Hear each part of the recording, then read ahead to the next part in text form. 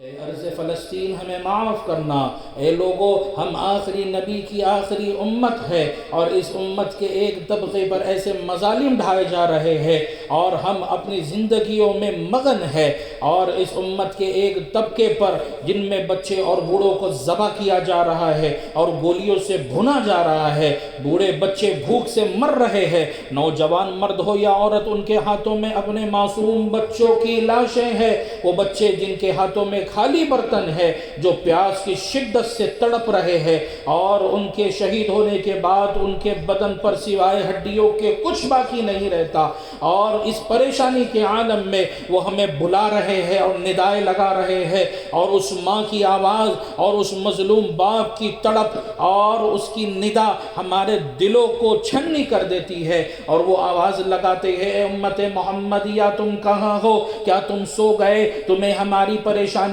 دکھائی نہیں دیتی؟ یہ ہے ہماری بچوں کی لاشیں اور یہ ہے ہمارے وہ گھر جس میں ہم خوشی سے رہتے تھے، جس طرح تم آج خوشی سے زندگی گزار رہے ہو۔ اور اس سوال کے جواب میں ہمیں اپنی عقل اور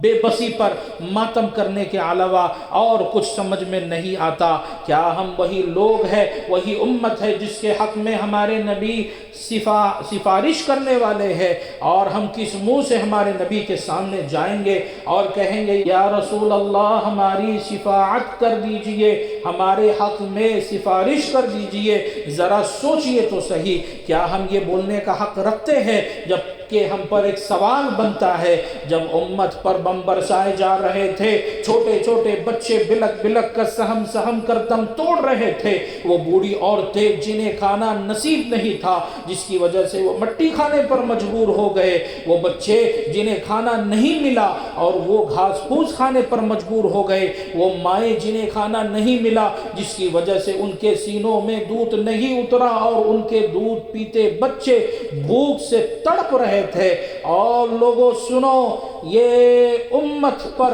اور اس امت کی زیادتی پر کل رسول اللہ صلی اللہ علیہ وسلم قیامت کی دن خوشی کا اظہار کرنے والے ہیں، اور اس امت کی نسل کشی ہو رہی ہے اور اس روئے زمین سے ان کو مٹانے کی سازشیں رچی جا رہی ہے، اور ہم اپنے ہی مسائل میں الجھ کر رہ گئے۔ میں یہاں یاد دلانا چاہ رہا ہوں ہمارے ان بھائیوں کو ہمارے نبی کا پیغام۔ ہمارے نبی نے فرمایا من رأى منکم منکرا فلیغیرہ بیدیہ۔ ذرا غور کیجئے، کیا ان ممالک کے پاس اتنی استطاعت اور طاقت نہیں ہے؟ کیا مال کی کمی ہے، اسلحہ کی کمی ہے یا فوج کی کمی ہے؟ آخر کیوں یہ نہیں اپنی طاقت کو بروئے کار لاتے ہیں اور ان کی مدد کو پہنچتے ہیں؟ ان میں ایمانی جذبے کی کمی ہے اور یہ دنیا سے محبت کرنے کے لگ چکے ہیں، جس کی وجہ سے ان پہ کسی بات کا کوئی اثر نہیں ہو رہا ہے۔ اور جن لوگوں کے اندر استطاعت نہیں ہے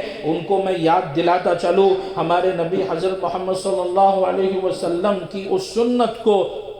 قرآن پاک کی آیت ہے وَمَا لَكُمْ لَا تُقَاتِلُونَ فِي سَبِيلِ اللَّهِ إِلَىٰ آخِرِهِ۔ اس کے ذیل میں مفسرین نے لکھا ہے عبداللہ ابن عباس اور ان کی امی، اس کے علاوہ دوسرے مسلمان جو اب مکہ سے ہجرت کر کے مدینہ نہیں پہنچے تھے، اور مکہ میں کفار مکہ نے جن پر تشدد اور ظلم کے پہاڑ برسائے تھے اور جن پر مظالم ڈھائے تھے، اور جب خبر رسول اللہ کو یہ پہنچی ہے تو آپ نے